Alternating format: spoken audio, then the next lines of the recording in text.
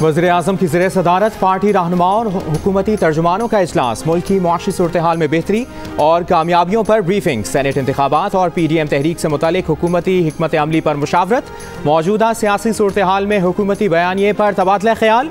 वज़ीर-ए-आज़म पार्टी रहनुमाओं और तर्जुमानों को गाइडलाइंस देंगे। डायलॉग का वक्त गुजर गया, लॉन्ग मार्च तो होना ही होना है। लॉन्ग मार्च का कार्ड PDM अपनी मर्जी के मुताबिक खेलेगी। Chairman people's party Bilawal Bhutto Zardari का ऐलान। कहते हैं हुकूमत आवाम का दर्द और परेशानी महसूस नहीं कर रही। मुल्क के कठपुतली वज़ीर-ए-आज़म के पास अवामी मसाइल का हल नहीं। अवाम को रिलीफ ना देने पर वज़ीर-ए-आज़म को मुस्ताफ़ी हो जाना चाहिए।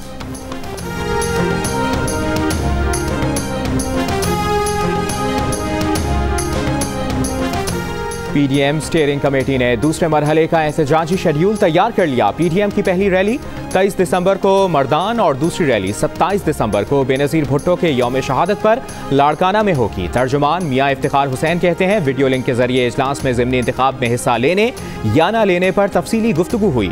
PDM सरबराहान से मंजूरी के बाद एहतजाजी रैलियों के शेड्यूल्स का ऐलान होगा।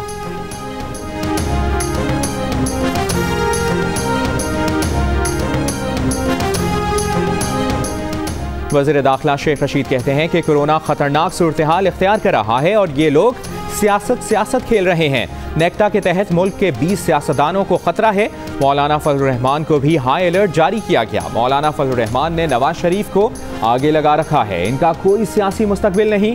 कहा भारत पाकिस्तान के अंदरूनी मसाइल में खलिफशार पैदा कर रहा है। अगर भारत के साथ जंग हुई तो ये आखिरी जंग होगी। वज़ीर दाखिला की वफाकी वज़ीर असद उमर से मुल्क में बरतानिया की परवाज़ें बंद करने की appeal.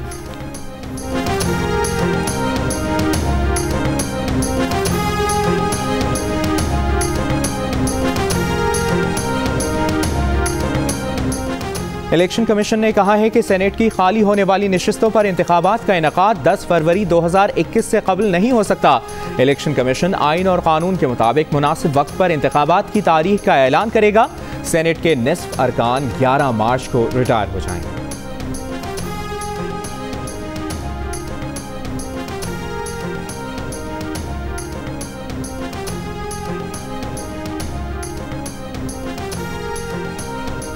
Attorney general Khalid Javed कहते हैं कि सेनेट इंतखाबात ओपन बैलेट से कराने के लिए सुप्रीम कोर्ट में रेफरेंस रवा हफ्ते दायर करेंगे।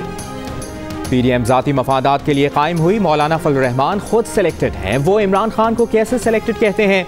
JUI के रहनुमा और साबिक चेयरमैन इस्लामी नजरियाती काउंसिल मौलाना मोहम्मद खान शेरानी ने अपनी ही जमात के अमीर के खिलाफ बयान दे दिया। कहा PDM वाले मुखासमत के लिए नहीं मुफाहमत के लिए इकट्ठे हुए हैं। पार्टी किसी की जाती जागीर नहीं। बहुत पहले कह दिया था इमरान खान 5 साल मुकम्मल करेगा। आने वाले 5 साल भी इमरान खान के ही होंगे।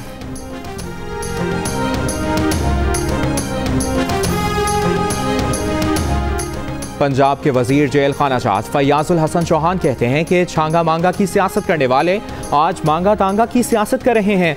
मौलाना फजलुर रहमान बेगम सफदर और बिलावल का खंदा इस्तेमाल कर रहे हैं। शहबाज शरीफ और बिलावल की मुलाकात में तय हुआ था कि बेगम सफदर और फजलुर रहमान के कहने पर नहीं चलना। दोनों में इत्तफाक हुआ कि इस्तीफों वाली गलती नहीं करेंगे।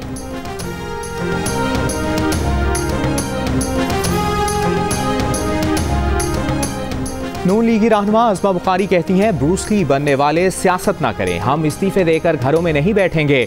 हमने आपको 31 तारीख तक का वक्त दिया है। इस्तीफे हमें देने हैं। हम फैसला करेंगे कि कब देने हैं। हम कह चुके हैं वज़ीर-ए-आज़म इमरान खान इस्तीफे दे दें। घी अगर सीधी उंगली से नहीं निकलेगा तो फिर कुछ और करना पड़ेगा।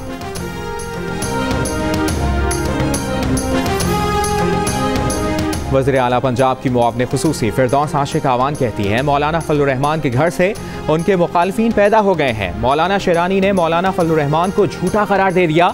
जब दिन बुरे आ जाते हैं तो फिर साया भी साथ नहीं देता। बेहतर है फजलुर रहमान नैब में पेश होकर जवाब दें। कहा करप्शन की राजकुमारी मानी खेज टाइटल है। अवाम के वसाइल पर परवान चढ़ने वालों को राजकुमारी नहीं करप्शन की राजकुमारी कहा जाता है।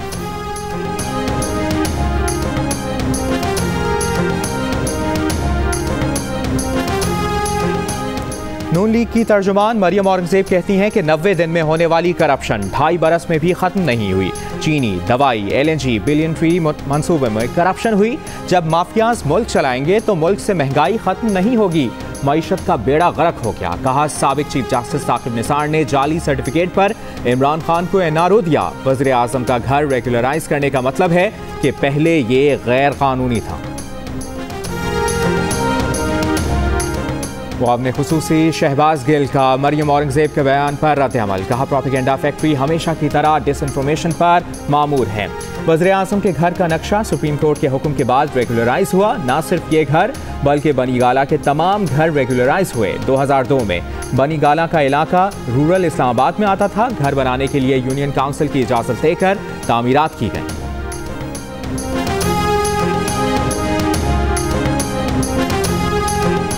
तर्जुमान सिंध हुकूमत मुर्तज़ा वहाब ने कहा है कि वफाकी हुकूमत की गलत पॉलिसीज़ की वजह से मुल्क में गैस का बहरान है। सिंध को इसकी ज़रूरत के मुताबिक गैस नहीं दी जा रही। कहा खुले दिल से एतराफ़ करते हैं कि हम कराची की ट्रांसपोर्ट सर्विस बेहतर नहीं कर सके। वफाकी हुकूमत के अदम ताउन की वजह से हम ट्रांसपोर्ट मनसूबों को मुकम्मल नहीं कर सके। कहा वज़ीर आला सिंध आज वतन वापस आ रहे हैं, कल से काम शुरू कर देंगे।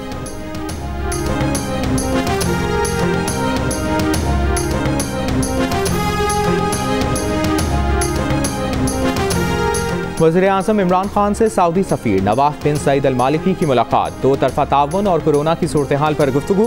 पाक सऊदी ताल्लुकात को मज़ीद मजबूत करने के आज़म का इरादा। पाक सऊदी तवील उल मुद्दती बरादराना ताल्लुकात को मज़ीद बढ़ाने के आज़म का इज़हार।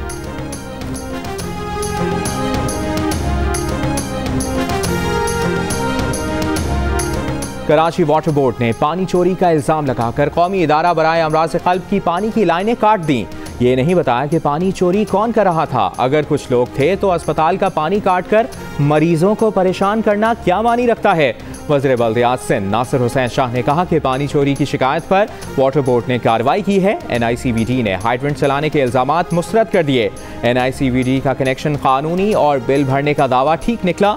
वाटर बोर्ड के अफसर राशिद सिद्दीकी ने कानूनी कनेक्शन गैर कानूनी करार देकर बंद किए थे।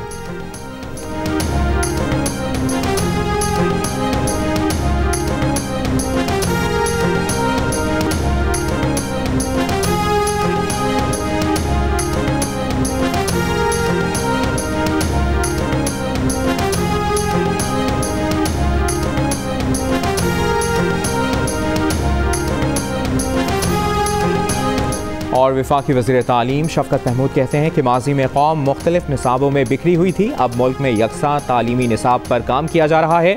यकसा तालीमी निज़ाम कौम को यकजा होकर तरक्की की राह पर लगाएगा। इस्लामाबाद में पाकिस्तान के बयानिए से समाजी हम आहंगी और कौमी यकजहती कॉन्फ्रेंस से शफ़क़त महमूद का वर्चुअल खिताब।